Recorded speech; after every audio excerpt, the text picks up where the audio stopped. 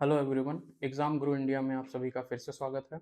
Kinematics का ये तीसरा लेक्चर है जिसमें हम ग्राफ को कंप्लीट करेंगे। हम लोग ने क्या क्या पढ़ा है अब तक।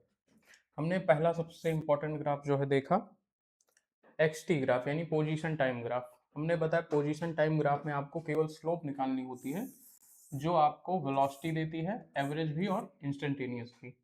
सेकंड जो है हमने देखा वेलोसिटी टाइम ग्राफ जो कि सबसे ज़्यादा इंपॉर्टेंट होता है।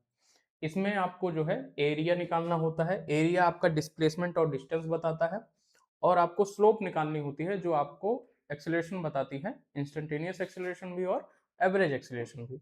लास्ट जो है ग्राफ ये कह सकते हैं एग्जाम पॉइंट ऑफ व्यू से उतना इंपॉर्टेंट नहीं है, एटी ग्राफ यानी एक्सेलरेशन टाइम ग्राफ। इस ग्राफ की अगर हम बात करें तो आप सभी को पता है कि एक्सेलरेशन को हमेशा वाई एक्सिस पे रखेंगे और टाइम को एक्स एक्सिस पे रखेंगे, क्योंकि टाइम एक इंडिपेंडेंट वेरिएबल है और एक्सेलरेशन एक डिपेंडेंट वेरिएबल है। तो अगर हम इस ग्राफ की बात करें तो इस ग्राफ में आपको सिंपल सा एक कॉन्सेप्ट याद रखना है कि इस ग्राफ का केवल आपको एरिया निकालने को आएगा। आपके सिलेबस में केवल एरिया अंडर 80 ग्राफ आता है, और इसका एरिया देता क्या है, चेंज इन वेलोसिटी।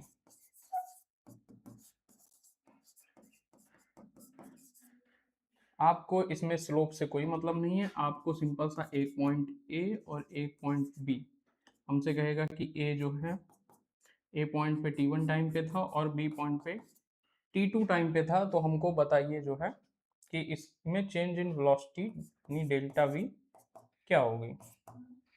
तो सिंपल सा हम लोग क्या जानते हैं कि एक्सिलरेशन इक्वल टू क्या होता है, dv बाई dt। यहाँ से dt को अगर इधर भेज दें तो हम लिख सकते हैं कि dv इक्वल टू क्या हो जाएगा आपका a इंटू डी टी। दोनों साइड अगर इसको हम लोग इंटीग्रेट कर दें कैलकुलस का इस्तेमाल करके तो ये हो जाएगा D V equal to integration of A D T. T one time पे ये ए पे था और टी टू टाइम पे जो है ये बी पे था। तो यहाँ से आपका क्या जाएगा, V of V A V V equal to acceleration हम कांस्टेंट मान के चल रहे हैं, तो यहाँ से ये आपका क्या हो जाएगा टी वन से टी टू। तो यहाँ से आ जाएगा आपका V B minus V A equals to acceleration into T two minus T one, यानी कि ये आ जाएगा आपका delta V equals to A into delta T. तो आप लोग देख सकते हैं कि जो ये है आपका, यही आपका क्या होता है, डेल्टा टी होता है। तो डेल्टा टी को जब भी एक्सीलरेशन से मल्टीप्लाई करवाया जाता है तो हमको क्या मिलता है, चेंज इन वेलोसिटी मिलती है। वेलोसिटी नहीं, आपको ये ध्यान रखना है कि एटी ग्राफ जो है हमको क्या देता है, उसका एरिया चेंज इन वेलोसिटी देता है। ठीक है, अब जो है हम एटी ग्राफ को थोड़ा आगे बढ़ाते हैं। तो हमको इतना समझ में आया अभी तक एटी ग्राफ से कि हम जो है इसका क्या निकालते हैं, एरिया, और इसका एरिया हमको बताता है चेंज इन वेलोसिटी यानी कि डेल्टा वी। इसमें अगर हम बात करें कि आपसे कहे कि पार्टिकल एट रेस्ट है, तो पार्टिकल अगर रेस्ट पे है तो उसमें वेलोसिटी में भी कोई चेंज नहीं आ रहा है। तो इसमें हम केवल क्या करते हैं, ये आपका जो ग्राफ बनता है, यानी कि इसने एक्सेलरेट ही नहीं किया। पार्टिकल एक्सेलरेट करेगा तो ऑफ कोर्स उसकी वेलोसिटी में कुछ चेंज आएगा, अगर पार्टिकल रेस्ट पे है तो यानी कि इसकी वेलोसिटी में चेंज नहीं है, एक्सेलरेट भी नहीं कर रहा है। सेकंड जो है आपका होता है, अगर जो है सेकंड जो है पार्टिकल मूव तो कर रहा है पर कांस्टेंट वेलोसिटी के साथ, पार्टिकल मूव कर रहा है पर कांस्टेंट वेलोसिटी के साथ, जो कि आप लोग बनाते थे। अगर हम वीटी ग्राफ की बात करें तो हम लोग क्या बनाते थे, पार्टिकल जो है मूव कर रहा है कांस्टेंट वेलोसिटी के साथ, यानी कि वेलोसिटी कांस्टेंट है। ठीक है, वी ए और वी बी बराबर है, ये हम लोग वेलोसिटी टाइम ग्राफ में बनाते थे। पर अगर इसका हम लोग एक्सेलरेशन टाइम, सॉरी ये सेकंड वाला ही है, ये था आपका वीटी ग्राफ और ये है एटी ग्राफ।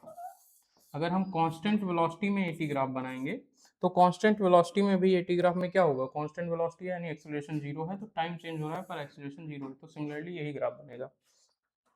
थर्ड जो है हम लोग एक्सेलरेशन में अगर देखते हैं कि एक्सेलरेशन हो रहा है, तो अगर आपका एक्सेलरेशन पॉजिटिव है, अगर आपका एक्सेलरेशन पॉजिटिव है तो ये होगा आपका, क्योंकि हम लोग जो है हमारे सिलेबस में एक्सेलरेशन को कांस्टेंट ही माना गया है, क्योंकि अगर एक्सेलरेशन चेंज होगा तो वो जर्क का कॉन्सेप्ट आ जाएगा जो हमको अभी नहीं पढ़ना है। तो एक्सेलरेशन कांस्टेंट है और एक्सेलरेशन यहाँ पे कांस्टेंट है और कैसा है, पॉजिटिव है। फोर्थ जो है आपका क्या कॉन्सेप्ट होता है, ये कॉन्सेप्ट बोलते हैं कांस्टेंट डी एक्सेलरेशन का कॉन्सेप्ट। कांस्टेंट डी एक्सेलरेशन का कॉन्सेप्ट, या फिर हम लोग क्या बोलते हैं, रिटार्डेशन का कॉन्सेप्ट। रिटार्डेशन में ग्राफ को आपको क्या करना है, एक्स एक्सिस से नीचे बनाना है, यानी कि इसका जो है एक्सेलरेशन आपका कैसा है, माइनस में चल रहा है इसका एक्सेलरेशन। ठीक है, तो ये हो गया आपका एटी ग्राफ। एक बार हम फिर से सारे ग्राफ को देख लेते हैं। एक्सटी ग्राफ यानी पोजीशन टाइम ग्राफ, इसमें स्लोप निकालते हैं, स्लोप आपको वेलोसिटी देता है, एवरेज भी और इंस्टेंटेनियस भी। वीटी ग्राफ में आप एरिया निकालते हैं जो आपको डिस्प्लेसमेंट और डिस्टेंस दोनों देता है। डिस्प्लेसमेंट आप पॉजिटिव साइड लेते हैं और निगेटिव को उसमें से माइनस करते हैं, पर डिस्टेंस में दोनों को ऐड कर देते हैं। और स्लोप आपका इंस्टेंटेनियस और एवरेज एक्सीलरेशन देता है। एटी ग्राफ यानी एक्सीलरेशन टाइम ग्राफ जो है आपका केवल एरिया अंडर आपको एटी ग्राफ निकालना है, जो आपको चेंज इन वेलोसिटी देता है, वेलोसिटी नहीं। अब आइए हम इस पे कुछ न्यूमेरिकल करते हैं। फर्स्ट न्यूमेरिकल जो है कह रहा है the position time graph for a certain particle moving along x axis, find average velocity 0 से 2, 0 से 2, उसके बाद फिर 4 से 7, यहाँ पे 4 से 7। तो ये हमको फाइंड करना है।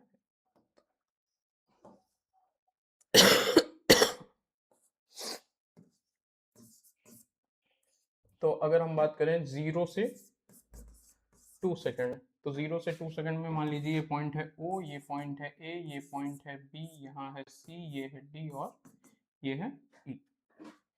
ठीक है, तो अगर हम बात करें तो हमने क्या एवरेज वेलोसिटी निकालनी है पोजीशन टाइम ग्राफ में। एवरेज वेलोसिटी निकालने के लिए हम क्या करते हैं, स्लोप निकालते हैं। तो स्लोप के लिए हमको पहले क्या पता होना चाहिए, x एट 0 क्या है और x एट 2 सेकेंड क्या है। ठीक है, क्योंकि t1 तो हमको पता है, t1 0 है और t2 जो है आपका ये क्या है, t2 आपका 2 सेकेंड है, पर हमको पॉइंट की पोजीशन 0 पे बतानी है। 0 पे पॉइंट की पोजीशन क्या है, 0। 2 पे पॉइंट की पोजीशन क्या है, यहाँ पे आप लोग देख सकते हैं 2 पे पॉइंट की पोजीशन है 10। तो अगर हम लोग v एवरेज की बात करें तो v एवरेज क्या हो जाएगा आपका x2 minus x zero upon t2 minus t1, यानी कि आपका ये हो जाएगा 10 minus 0 divided by 2 minus 0, 10 by 2, ये आपका आएगा 5 मीटर पर सेकेंड। तो 0 से 2 सेकेंड में जो पार्टिकल की एवरेज वेलोसिटी है वो आपकी कितनी आ रही है, 5 मीटर पर सेकेंड। अब नेक्स्ट जो है अगर हम लोग करें सॉल्व,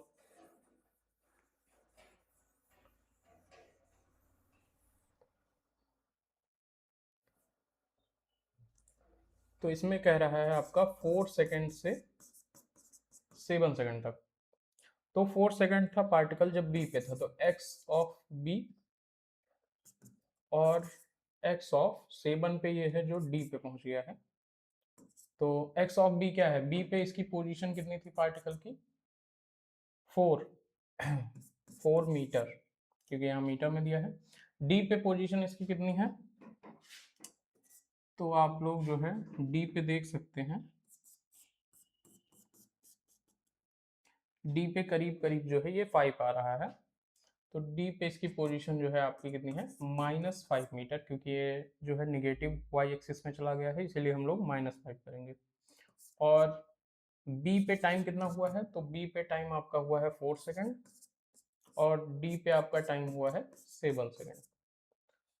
तो आपका कॉन्सेप्ट इजी है। एवरेज वेलोसिटी क्या होती है आपकी, delta x by delta T, यानी position at D minus position of B upon time at D minus time at B. यहाँ से ये क्या हो जाएगा, -5 माइनस 4 डिवाइडेड बाई, यहाँ पे आपका ये आ जाएगा 7 माइनस 4, तो यहाँ पे ऊपर ये आ जाएगा आपका -9 और नीचे आ जाएगा 3, तो कैंसल आउट होके क्या आ जाएगा आपका -6 मीटर पर सेकंड, यानी कि पार्टिकल जो है 4 से 7 में 6 मीटर पर सेकंड जा रहा है, पर इसकी वेलोसिटी माइनस आई है, यानी निगेटिवली जा रहा है। अगर वीटी ग्राफ ड्रॉ करना है तो हम निगेटिव में जाएंगे। तो ये हो गया ये वाला क्वेश्चन। नेक्स्ट क्वेश्चन आपका, ये आपका वीटी ग्राफ पे बेस्ड क्वेश्चन है। इस क्वेश्चन में जो है आपको क्या करना है, कह रहा है एवरेज एक्सीलरेशन बताना है, ओ टू ए है, ए से बी है और बी से सी है। अगर याद हो तो वीटी जो ग्राफ होता है हमारा, वीटी ग्राफ, तो वीटी ग्राफ में आप लोग दो चीजें निकालते थे। पहला आप निकालते थे एरिया और दूसरा आप निकालते थे स्लोप। इसका एरिया आपको बताता था डिस्प्लेसमेंट एंड डिस्टेंस, और इसका स्लोप जो है आपको बताता है एक्सेलरेशन, एवरेज और इंस्टेंटेनियस दोनों। तो यहाँ से 0 से ए कह रहा है, तो जो फर्स्ट पार्ट है आपका ओ टू ए, तो हम देख लेते हैं यहाँ पे, ये आपका कुछ, ये लगभग 10 पे है आपका, और ये 16 है, तो ये आपका हो जाएगा 10, 12, 16, यहाँ पे इसको दिया होना चाहिए था, ये हम 18 मान लेते हैं। तो अगर आपको ओ से ए निकालना है तो सिंपल सा आपको पता होना चाहिए वेलोसिटी एट ओ क्या होगी और वेलोसिटी एट ए क्या होगी। ओ पे आपका टाइम क्या लग रहा है और ए पे आपका टाइम क्या लग रहा है। वेलोसिटी एट ओ आप लोग देख ही सकते हैं 0 है, ए पे आपकी वेलोसिटी जो है हो गई है 8 मीटर पर सेकंड, टाइम 0 पे 0 है, ओ पे 0 है, और टाइम जो ए पे है आपका ये है 4 सेकंड। तो हमारा जो एवरेज एक्सीलरेशन होता है वो होता है delta V upon delta T, यानी v of a minus V of o divided by T of a minus T of o। v of a आपका है 8 माइनस v ऑफ 0 o आपका कितना है 0 अपॉन, ये हो जाएगा 4 माइनस 0, यानी कि 8/4 2 मीटर पर सेकंड स्क्वायर। ये आपका जो है एवरेज एक्सेलरेशन आ गया o से a के लिए। सिमिलरली सेकंड वाला भी हम कर लेते हैं। सेकंड वाला कह रहा है a से b के लिए, तो यहाँ पे a पे आपका कितना है, हमने अभी निकाला 8 मीटर पर सेकंड। b पे वेलोसिटी इसकी कितनी है, तो b पे भी आप लोग देख सकते हैं वेलोसिटी इसकी 8 ही है, तो 8 मीटर पर सेकंड। a पे टाइम क्या हुआ है, तो 4 सेकंड, और b पे टाइम क्या हुआ है, तो b पे आपका टाइम है 10 सेकंड। तो यहाँ भी जो है हम लोग अगर एवरेज एक्सीलरेशन की बात करें तो एवरेज एक्सीलरेशन जो है आपका हो जाएगा velocity at b minus velocity at a divided by time at b minus time at a। तो ये आपका हो जाएगा वेलोसिटी एट b कितना है 8 है, वेलोसिटी एट a भी आपका 8 है, तो 8 माइनस 8 डिवाइडेड बाई यहाँ पे 10 माइनस 4, 10 माइनस 4। तो आप लोग देख ही सकते हैं 0 डिवाइडेड बाई हम कुछ भी लिखें तो इसका आंसर क्या आएगा 0 मीटर पर सेकंड स्क्वायर। यानी इस रीजन में जो है एक्सीलरेशन हो ही नहीं रहा है, ए क्या आ रहा है आपका 0 आ रहा है। अब जो है हमको निकालना है B2C, तो B2C इसी में जो है ट्राई करते हैं V2C थर्ड, B2C। तो वेलोसिटी एट B आपका है 8 मीटर पर सेकंड, और वेलोसिटी एट C आपका कितना दिया हुआ है, वेलोसिटी एट C दिया है 18 metre per second. Time B पे आपको कितना दिया है 10 सेकंड, और टाइम C पे आपको कितना दिया है, सॉरी वेलोसिटी एट C आपका 0 दिया हुआ है।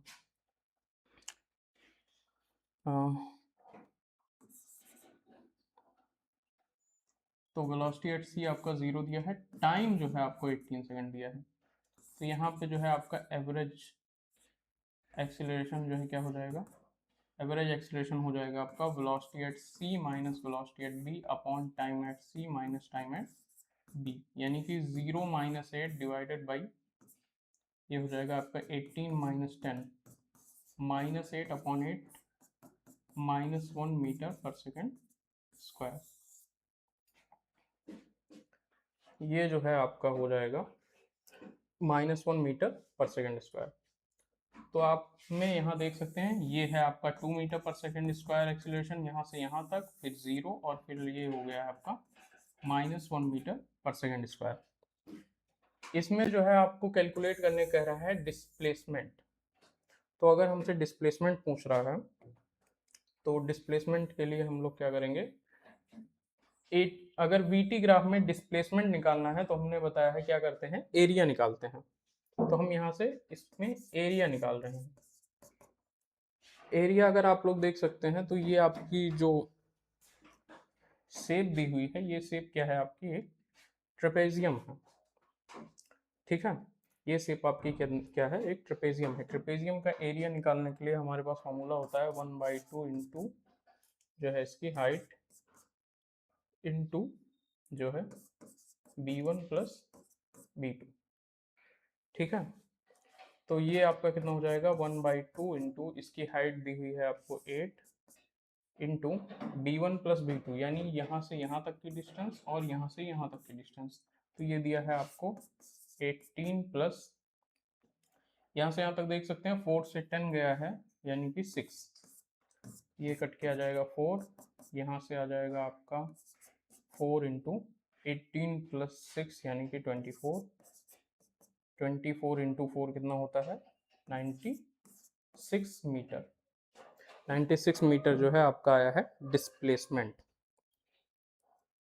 ठीक है, तो ये क्वेश्चन कंप्लीट हुआ। इसमें हमको एवरेज एक्सीलरेशन निकालना था ओ से ए से बी और बी से सी। उसके बाद डिस्प्लेसमेंट कैलकुलेट करना था। आपका डिस्प्लेसमेंट कितना आया है 96 मीटर। डिस्टेंस भी यही होगा क्योंकि इसमें नेगेटिव डिस्प्लेसमेंट कहीं नहीं दिया हुआ है। अब जो है आपका लास्ट क्वेश्चन कह रहा है चेंज इन वेलोसिटी बताइए। हमने अभी पढ़ा एवरेज जो है सॉरी एक्स80 ग्राफ में जो है आपके केवल क्या निकालना होता है आपको, एरिया, और इसका एरिया ही आपको क्या देता है, चेंज इन वेलोसिटी देता है। तो आपको इस ग्राफ में केवल एरिया निकालना है। तो देख सकते हैं ये एक रेक्टेंगल है, तो इसका एरिया क्या हो जाएगा,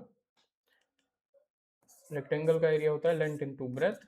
तो इसमें लेंथ कितनी दी है, यहाँ से आपका यहाँ तक यानी कि 9 इंटू आपका ये 0 से लेके 4 तक यानी कि 4, तो ये कितना आ जाएगा 36 मीटर। ये जो है 36 मीटर पर सेकेंड। ये आपका क्या आया है डेल्टा वी, यानी चेंज इन वेलोसिटी आपकी कितनी बता रहा है 36 मीटर पर सेकेंड। तो आज के लिए इतना ही, बाकी आपका नेक्स्ट लेक्चर में देखते हैं। तब तक के लिए सब्सक्राइब करके रखिए।